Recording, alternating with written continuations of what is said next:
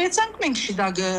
չեմ կե շատ գործվեցանք, շատ զոհեր դրվեցավ, շենքեր ամբողջովին վարիք չա։ Միացյալ Նահանգների ու Իրանի միջև երկշաբաթյա հրադադարը Լիբանան չի հասնում։ 3 կրակի տակ էին ոչ միայն Բեյրութի հարավային շրջանները, այլև քաղաքի կենտրոնական թաղերը։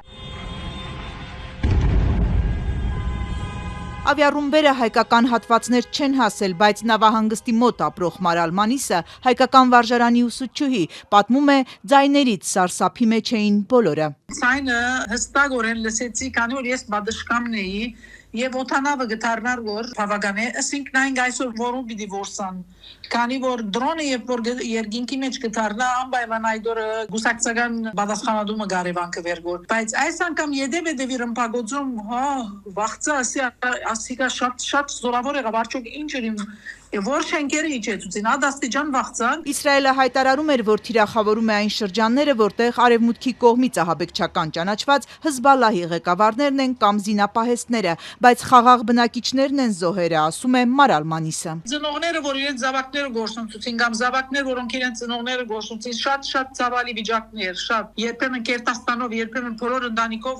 գսպաննվին գոր։ Աս բարական ժողովրդին էր վնասը եւ ոչ թե կուսակցականներուն, ավելի ժողովրդին ուզեցին վախցնել, ժողովրդին ուզեցին ցնցել, ոչ թե միայն շիա համայնքը, այլ սուննի, քրիստոնյա եւ այլ համայնքներ բոլորը միասին։ Այսօր Լիբանանում սգոր է մեկ օրում 254 զոհ եւ 1800 վիրավոր։ Լիբանանի ազդակ օրաթերթի խմբագիր քաղաքագետ Շահան Գանդահարյանի տեղեկությամբ հայերի շրջանում զոհեր, վիրավորներ ու նյութական կորուստներ չկան։ Հայկական թաղամասերի առումով, այսինքն Բեյրութում իհարկե կան հայեր, բայց ավելի հայահոց թաղամասերը, շրջանները չեն դուժել, բայց մթնոլորտը սարսափելի է, շատ ծանր է, ահավոր է։ Հայաստանի արտգործնախարարությունն է X-ի իր էջում ցավակցություն հայտնել զոհվածների ընտանիքներին, մաղթել արագ ապաքինում վիրավորներին ու հույս հայտնել, որ լարվածությունը կթուլանա ու ռազմական գործողությունները կդադարեն։ Այսօր սակայն նույնպես Լիբանանի օդը անհանգիստ է եղել։ Այսօր համեմատաբար հանգիստ է, դա չի նշանակում, որ հրադադար է, դա չի նշանակում, որ հարվածներ չկան, բայց երեկվա դարողությունը աննախադեպ էր եւ ցավոք նաեւ իր արդյունքներով։ Եթե նախորդ շաբաթների ընթացքում Իսրայելը միայն հարավային շրջաններն էր կրակի տակ պահում, այժմ ըստ Գանդահարյանի աշխարհագրությունն ընդլայնված է։ Հիմա թիրախ է ամբողջ Լիբանանը։ Լարվածության թուլացմանը գուցե կօգնի միջազգային դերակատարների ճնշումը Թել Ավիվի վրա։ Հրադադարը նաև Լիբանանում պահպանելու առումով։ Եվրոպական միության արտաքին քաղաքականության բարձր ներկայացուցիչ Կայա Կալասը հայտարարել էր, հրադադարը պետք է նաև Լիբանան հասնի։ Նաև հավելել, Իրանի աջակցությունը վայելող Հզբոլլահ խմբավորումն էլ պետք է զինաթափվի։ Հզբալլահը սակայն ոչ թե զինաթափման, այլ իսրայելական հարվածներին պատասխանելու մասին է հայտարարում։ Քաղաքագետ Գանդահարյանը վստահ է, հրադադարը չպետք է շրջանցի Լիբանանը։ Սա ուրեմն փոխկապակցված ռազմական գործողությունների շղթա է եւ հրադադարը ընդհանուր է, այսինքն պետք է դարազվի նաեւ Լիբանանի վրա։ Դրա համար է ասում, որ չի բացառվում, որ ճնշումը ավելանա Իսրայելի վրա, որովհետեւ դադարեցնի այդ հարձակումները։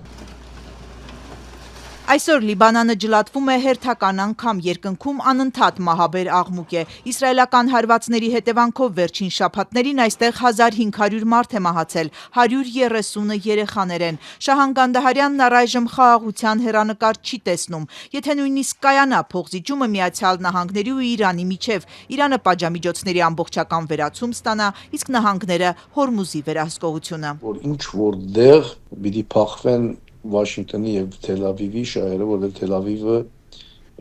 իր խնդիրը դրել է հարավային շրջանում անվտանգության կոդի ձևավորել,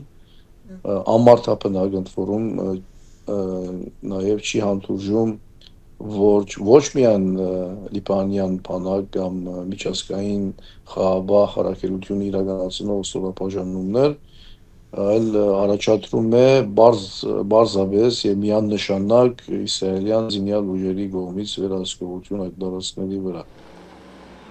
Երկրում այսօր ավելի քան 1 միլիոն փախստական կա, հարավային շրջանների կրակից փախած ընտանիքներն են։ Լիբանանահայերի շրջանում երկիրը լքելու տրամադրություններ չկան, ասում է Մարալ Մանիսը։ Պատճառն այն է, որ նաև տնտեսական վիճակն է ծանր։ Շատ շատերն ուղղակի հնարավորություններ չունեն բնակության նոր ուղղություն գտնելու, հատկապես որ խաղաղ անկյուններն էլ շատ չեն մնացել։ Ընդհանուր աշխարհը արդեն խաղաղության մեջ չէ։ Ուր գերտագորած փոթորիկը ուր մի հասնի չենք գիտեր գոր։